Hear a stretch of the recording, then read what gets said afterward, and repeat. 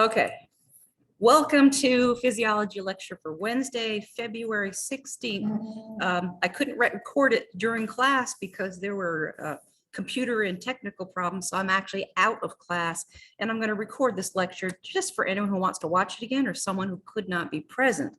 Okay, so where we left off on Monday was we were talking about the central nervous system. We're finishing that up. And so let me project this here. There we go. All right. So we left off at this slide. We were talking about how information is traveled along the spinal nerves, and it's a bidirectional system where sensory information from skin, fascia, muscles, any sensations that you have in the body enter the spinal cord on the dorsal side of the spinal cord right here, and then they ascend in an ascending track to the brain where it's going to be interpreted, and that's going to be the parietal lobe sensory cortex. Motor commands, on the other hand, come down from the brain down the spinal cord, exit the spinal cord from the ventral side, and then go out into motor nerves. All right, so we covered that. So our next material that was supposed to be for today, Wednesday, I cut a lot because we simply didn't have the time. So this information won't be on certainly Friday's exam, but I'm cutting it totally from chapter 4, part 2. So you do not need to know this. I've also skipped the shingles section. Interesting, the shingles vaccine, I've skipped that. And then for the ascending and descending tracts, which I was just talking about, I cut out some additional material here. And let's see if I have a laser pointer. Okay, I think I do. So what I've crossed out, you don't have to know, but you do have to know that sensory information goes up the spinal cord. Okay, so I don't know why this graphic isn't working, but it goes up to the spinal cord, up to the part of the brain where it's going to be interpreted. More often than not, this is sensory information, so it's going to go to the parietal lobe's somatosensory cortex, also known as the postcentral gyrus. Now, if it's going to be, let's see, get rid of my laser pointer here. Okay. There we go. So next is going to be descending tracts. All right, so that's ascending, and this is descending. So this is motor commands from your motor cortex and your frontal lobe. It also could be coming from your cerebellum or those deep basal nuclei like the caudate nucleus. So that's going down the spinal cord and out the ventral side to a muscle cell or gland. Now this, I could find a nursing application, and that application is the Babinski reflex. So as nurses, future nurses, when a baby's born, it's as long as everything's okay and it's not an emergency, the baby gets handed off to nurses, and what they'll do is they'll run some checks on that baby to make sure that everything's okay. And one of those standard checks to make sure that descending motor tracts are functioning as they should is the Babinski reflex. So in this clinical application, it says here, the Babinski reflex. In this test, the sole of the foot is stimulated. It's basically stroked, and it will cause normal responses in an adult and normal responses in an infant. So if I go down here where it says in the box, the Babinski reflex is dorsiflexion. So that means when the baby's foot is stroked on the plantar surface, what should happen is, it shows over here, the toes should flare up. And that's called dorsiflexion. And that's what's normal in babies. What would be abnormal in babies is if their toes curl down, that would be called plantar flexion. So babies, Babinski reflex, that's normal, the toes flare up. So if we look at the YouTube video, it'll take a second to pull up. Okay, so the normal reflex is when they stroke the foot, notice the toes flare up, all right? That's dorsiflexion. That's normal. All right. Okay.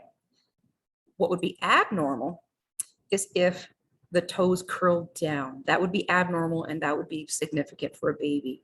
That'd mean damage to the descending tract or the motor tract. Now, in an adult, the normal response to the Babinski reflex when the foot is stroked. For an adult, it will curl downward the toes, and that's called plantar flexion. Abnormal would be the toes flaring up. So here's a YouTube video showing that in an adult.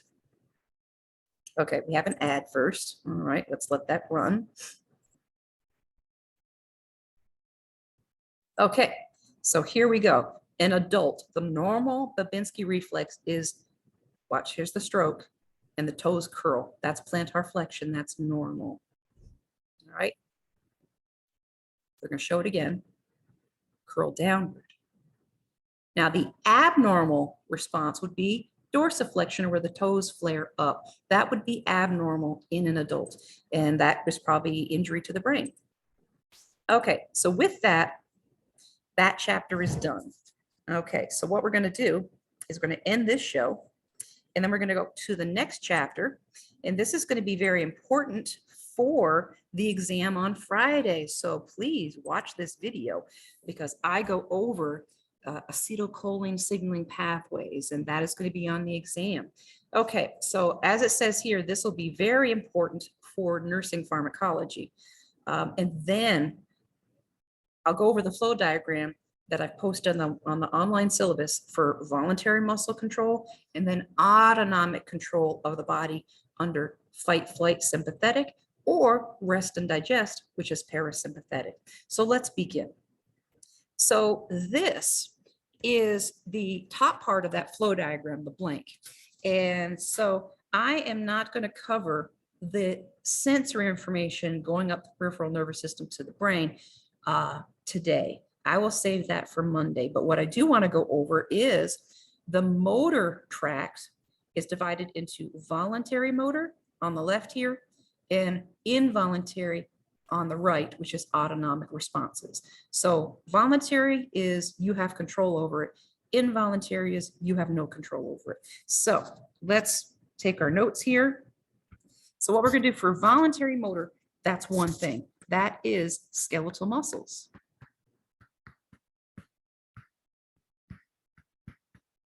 Okay, all skeletal muscles work with one neurotransmitter, and that neurotransmitter is acetylcholine. That's all your skeletal muscles are stimulated to contract. Now, the receptor for acetylcholine has the name choline in it. So it's, let me move this box out of the way. Okay, so that receptor is called a, nope, go back. It's called a cholinergic receptor. But you now have two types of cholinergic receptors to choose from. Is it nicotinic or is it muscarinic? Well, if you remember, muscarinic is for actions that you have no control over and you must do. That's not what we do for skeletal muscles. Think skeletal muscles, think you have to, if you smoke, I don't know if you do, if you want to pick up a cigarette or a vape that has nicotine in it, you must use your skeletal muscles to voluntarily pick that up. So when you think the cholinergic receptor for skeletal muscles, it is nicotinic. So if you remember that, you won't go wrong. Now, over here on the involuntary or autonomic side, remember, you have no control over that's autopilot. All right, think of the muscles that you don't have control over, and that would include cardiac and smooth muscle. Another thing that you don't have control over, that other than those muscles, are your glands. So all of those are under autonomic control, and they can be regulated under rest and digest or under fight flight. So the next slide is that subdivision. So here we have, and it's on page 69 to 73 in the wiki text. On the left is your parasympathetic. That's known as rest and digest. And I put it in cool blue because when you're cool, you're under rest and digest. This material is going to be on Friday's exam. Now, I'm going to add some new material, which is the nerves that control that. So the things that happen in the thoracic cage and abdominal cavity are all controlled by the vagus nerves in rest and digest. So when you think vagus nerves, think on vacation. And when you're on vacation, you should be resting, right? So if you remember, vagus nerves are when you're on vacation. That's for rest and digest regulation of the body for thoracic functions and abdominal functions. So if you think what happens to your heart rate when you're resting, your heart rate goes down. And then your blood pressure will also go down. Now, if it's rest and digest, your bronchial smooth muscle will respond. And there's two choices. Do they bronchoconstrict or do they bronchodilate? Well, the answer is they bronchoconstrict. They don't shut down completely, but they narrow. And the reason for this is when it's rest and digest, you don't need all maximal airflow possible, okay? That would be for a fight-flight response. So you can have just normal airflow and your body's fine. Now, if it's rest and digest, it has digest in it, okay? So that is definitely going to be the time for your body to digest. So all things GI increase. So GI smooth muscle for peristalsis increases activity. GI gland secretions increase activity. Now, the arteries supplying the GI tract with blood, they will vasodilate because now is a good time to digest. And when you're digesting, you need a good blood supply to the GI tract. You need that blood supply to absorb the nutrients that have been digested. So that's a good time to digest. Now, the other part of this rest and digest pathway involves urination and defecation. And the nerves that control that are going to be the sacral nerves. Okay, so the sacrum is the backbony part of the pelvis. So think that goes with pelvic activities like urination and defecation. And you think of sacral nerves, think the soothing sacral nerves. Soothing because it's rest and digest. So if it's rest and digest, it's a good time to go potty. So under this system, urination increases and defecation increases because it's a good time to go potty. Now, all of these autonomic parasympathetic responses of rest and digest are ruled by one neurotransmitter, and that is acetylcholine. Okay, so you know, since it's acetylcholine, the receptor has part of that name choline in it, cholinergic. Okay, now you've got two possible words to go in front of that cholinergic. Is it nicotinic or is it muscarinic? And remember that nicotinic is for voluntary skeletal muscles. Muscarinic, you must do that function because you have no control over it. It's an autonomic response. So all of these are autonomic responses. So it's a muscarinic cholinergic receptor. Now, on the exam, I'm going to tell you exactly how I'm going to ask these questions. I'm going to have a matching set of questions, 4 or 5 questions. And what I'm going to have on the left is a body function. It could be skeletal muscle activity, which is voluntary, and I could have various autonomic body functions under rest and digest, like the decrease in heart rate, like bronchoconstriction, like increased GI peristalsis or increase in urination. Now, and on the right, I'm going to have a whole bunch of different receptor possibilities. I will have a nicotinic cholinergic. I will have a muscarinic cholinergic, and I'll even throw in some adrenergic receptors, alpha, beta 1, beta 2 adrenergic. Don't make the following mistake. If you see the question is saying it's a rest and digest or parasympathetic function, cross off all receptors that are adrenergic because that's for adrenaline or epinephrine, and that's a fight-flight response. You must choose a cholinergic receptor, and you have 2 choices. Nicotinic, that's for voluntary skeletal muscle activity. If it's heart, bronchial smooth muscle, GI smooth muscle or glands, or urination, defecation under rest and digest, those are all autonomic functions, and those must be muscarinic. All right, so if you remember that, you won't go wrong. Now, so this information on the left is going to be on the exam, okay, exam 1. Information on the right is going to be on a future lecture quiz or exam. All right, so let's go over the sympathetic functions, okay? That is fight and flight. Now, the nerves that control activities in the thoracic and abdominal cavities is going to be called the thoracic nerves. And when you think thoracic nerves, think tense you up. Because when you're in fight flight, you are definitely tensed up. And so those nerves are going to control the following. If it's fight flight, your heart rate is going to skyrocket, and that's going to make your blood pressure go up as well. Now, your bronchial smooth muscle, they either bronchodilate or bronchoconstrict. What would make sense in a fight flight situation? To narrow the airways or to open them up wide to get all available oxygen in? And the answer is bronchodilation. You want maximal. Come on, pen. Here we go. Come on, pen. Work with me. Bronchodilation. I don't know why it's doing that. Be patient with this. They will open up wide to get all maximal airflow into your body. Now, if it's fight and flight, the body's going to shut down all GI activity because the GI functions aren't going to save you. So GI peristalsis goes down. GI secretions go down. Now, blood supply to the gut goes down. The body does not want to waste valuable resource like blood and the oxygen and glucose it contains on an organ function that's not going to save you. So the arteries will vasoconstrict. What your body is going to do is divert that blood to things that will save you, like your brain, like your heart, and your skeletal muscles, because your skeletal muscles are going to fuel the escape or the flight in fight and flight. So your arteries, your skeletal muscles will, come on, pen, vasodilate. You need all blood supply to that. Okay. Now, for urination, defecation, for those pelvic activities, it's going to be controlled by the lumbar nerves. And when I think of lumbar, I think of let's get the hell out.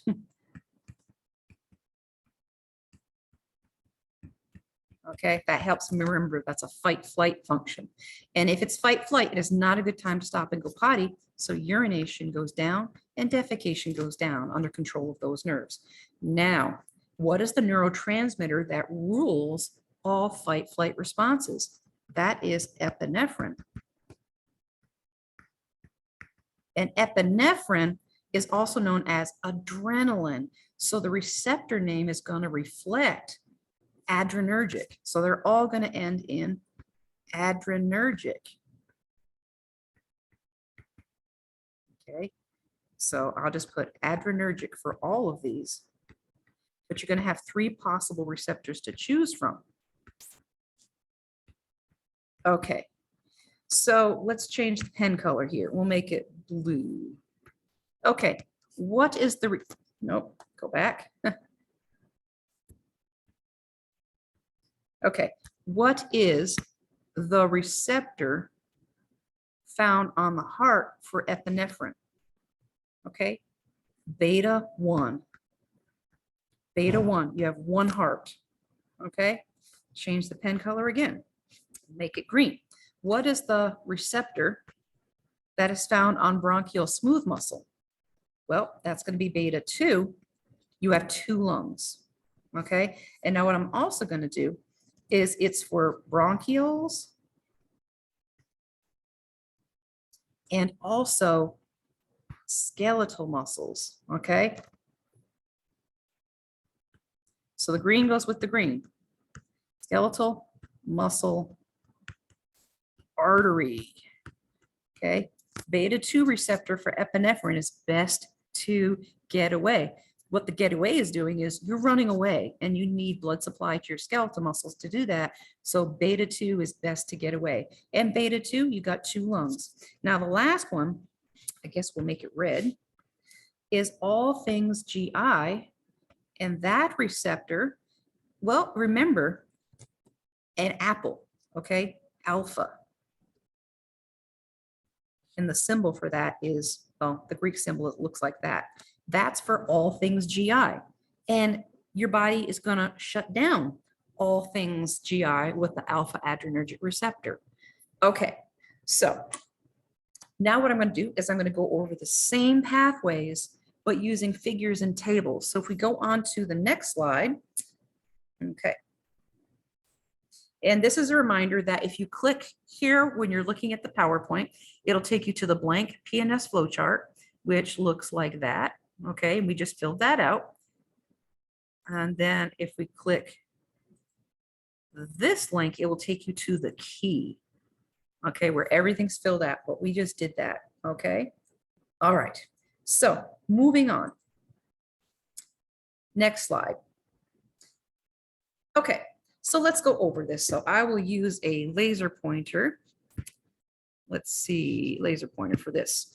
Okay, so in cool blue, up top here, the box, is the vagus nerve controlling parasympathetic responses. Well, the cranial vagus nerve controls everything happening in the thoracic cage and the abdominal cavity during rest and digest. So it's not shown here, but what would happen to heart rate under rest and digest? Well, it would go down, right? Blood pressure will go down. What about your bronchioles controlled by the vagus nerve? Will you have bronchoconstriction or bronchodilation? If it's rest and digest, they will bronchoconstrict a little bit because you only need normal airflow. You're not fighting for your life. Now, abdominal functions. What happens during rest and digest to all things GI? The answer is all things GI increase.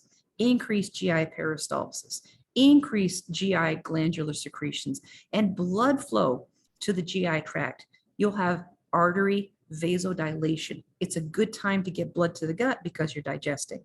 Okay, down here in the blue box, sacral nerves. Think soothing sacral nerves.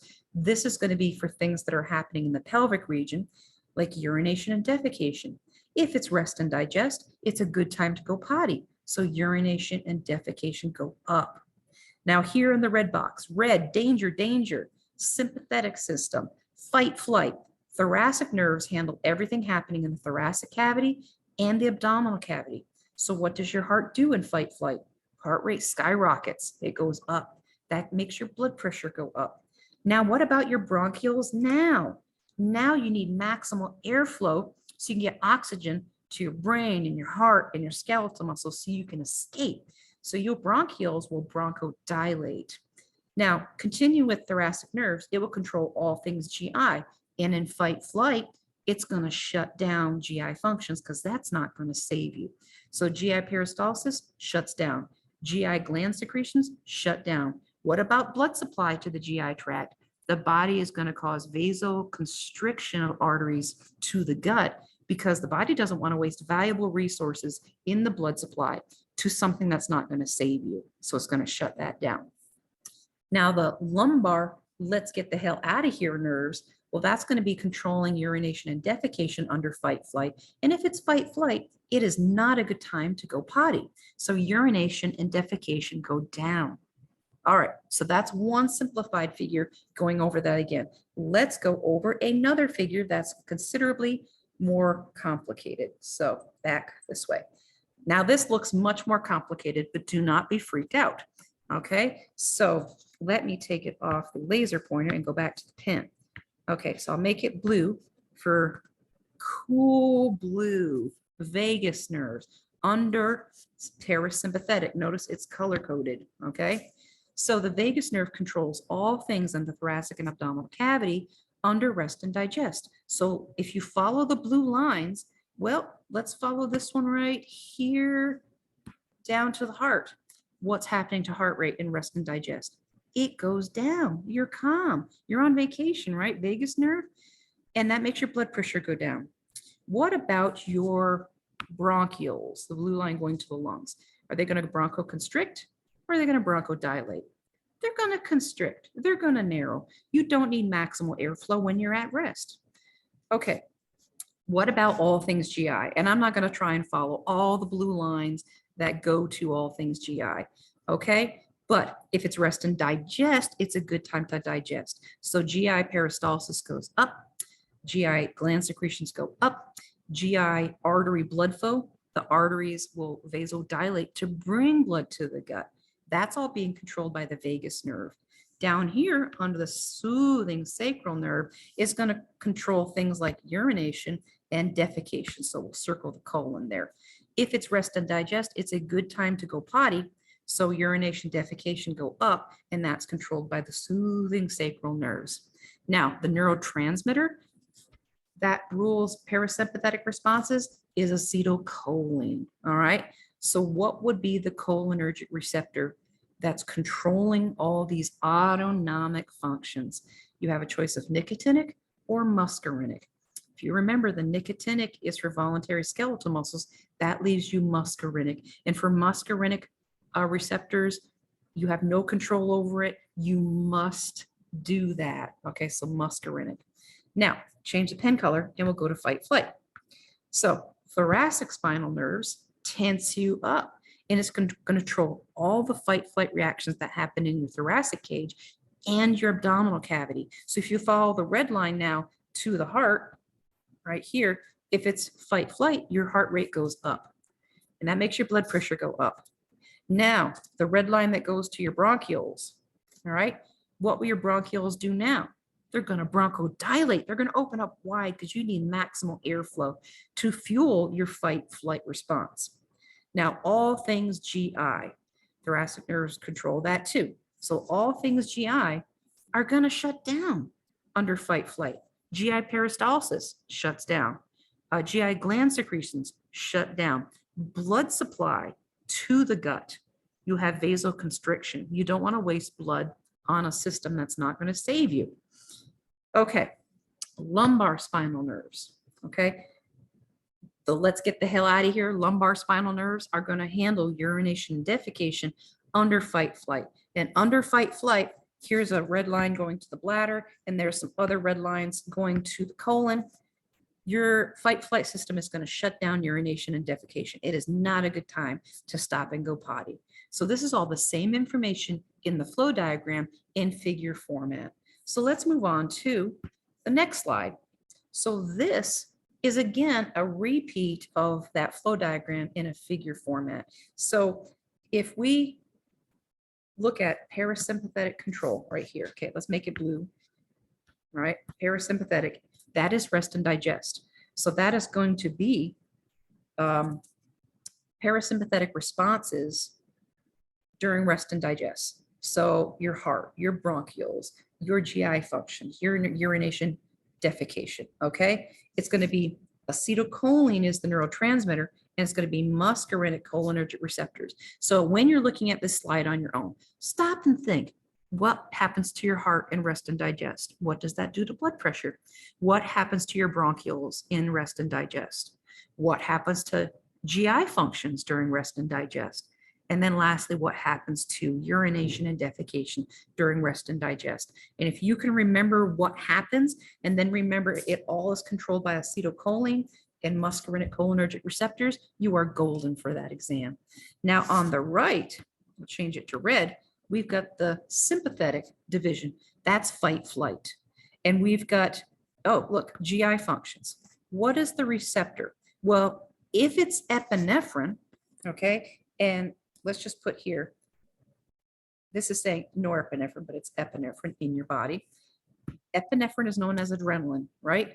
So the receptor should end in adrenergic for adrenaline. But you have to remember, I taught you 3 receptors, alpha, beta 1, beta 2.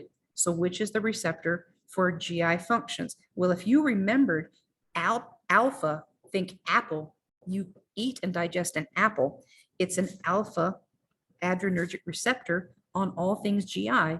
And when epinephrine binds to that receptor, it shuts down all GI functions, decreased peristalsis, decreased gland secretions, vasoconstriction of arteries going to the gut.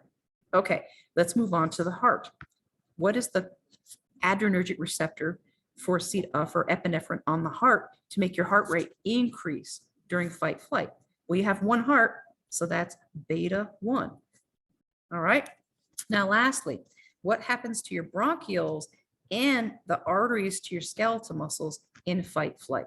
Well, obviously you bronchodilate and you'll have vasodilation of blood supply to the skeletal muscles. And that receptor is beta 2 because you have 2 lungs, and beta 2 is best to get away. What gets you away? Running or fighting, right? And that is blood supply to your skeletal muscles, which do the fighting and do the running. So beta 2 is for your 2 bronchioles, sets of bronchioles, all right, and your skeletal muscle blood supply. So let's look at yet another way of looking at this information, a table format. So now we are looking at parasympathetic, all right, acetylcholine in parasympathetic responses.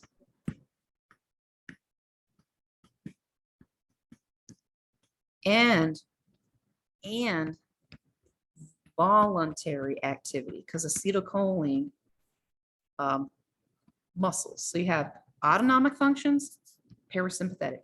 Voluntary functions, that's skeletal muscle. So skeletal muscles work by a nicotinic cholinergic receptor, because cholinergic receptors are for acetylcholine. Now, if it's smooth muscle and glands, you have no control of that. So your responses, you must do them. So that's muscarinic, and it's acetylcholine that rules it. So it's muscarinic cholinergic receptors. For your heart, you can't control that either. That's muscarinic cholinergic receptors. Okay. And so under rest and digest, ask yourself, well, what's happening to smooth muscle in your bronchioles? What's happening to smooth muscles in your GI tract? What's happening to glands of your GI tract? What's happening to smooth muscle and arteries going to your GI tract? Think about it and then answer it as a study technique. And then what's happening to your heart rate under rest and digest? Obviously it goes down.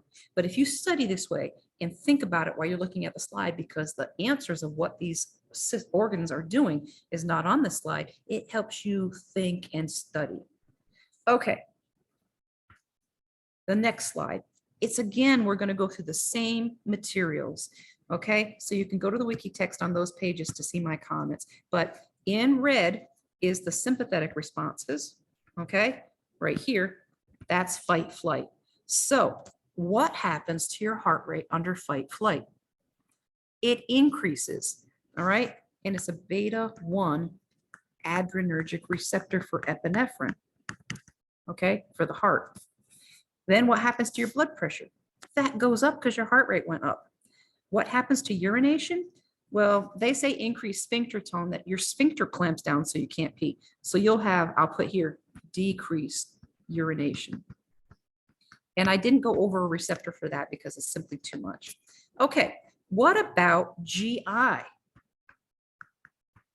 action, GI activity?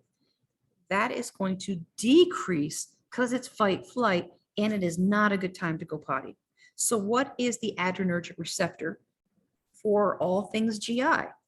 It is alpha adrenergic. Remember the apple? You digest an apple? Well, you're not going to be digesting it in fight flight. Now, what about your lungs? What do your bronchioles do in fight flight? They dilate, so you get available oxygen in. And the receptor for epinephrine for that is beta 2 adrenergic. Okay, so that's for the lungs. Now, what do your parotid glands do? Well, your parotid glands are a GI gland function, so they will shut down. Okay, so we've reviewed what the body functions are under fight flight, and then we've gone back to talk about the receptors. Now, going to the next pathway, I'm going to put it in cool blue. So now we're in parasympathetic or rest and digest. Now what happens to your heart rate? It goes down, of course, which makes your blood pressure go down. All right. What happens to urination? Is it a good time to stop and go potty under rest and digest? It sure is. So what happens is the sphincter opens up, so you'll have increased urination and also defecation, but that's not on this table. Now, what happens to all things GI in rest and digest? It increases. Increased peristalsis and gland secretion. It's a good time to digest. Okay, and you'll also have increased blood flow, vasodilation of arteries to the gut. Okay, now what happens to your bronchioles in rest and digest? Can they just be normal kind of airflow, or is going to be maximal airflow to fuel and escape? Well, the answer is you'll have bronchoconstriction because you don't need that much air when you're at rest. Okay, and parotid gland secretions go up, increase salivation. Now, all of these are controlled by acetylcholine, and the receptors are muscarinic cholinergic for all of these things to happen. All right, So this is a perfect review of these pathways. All right. So this material is going to be covered on Monday after the exam Friday. We're going to have the exam on Friday. Monday, we'll review again and then talk about pharmacological drugs that can affect receptors for adrenergic receptors. All right. So this is the end of the lecture on Wednesday.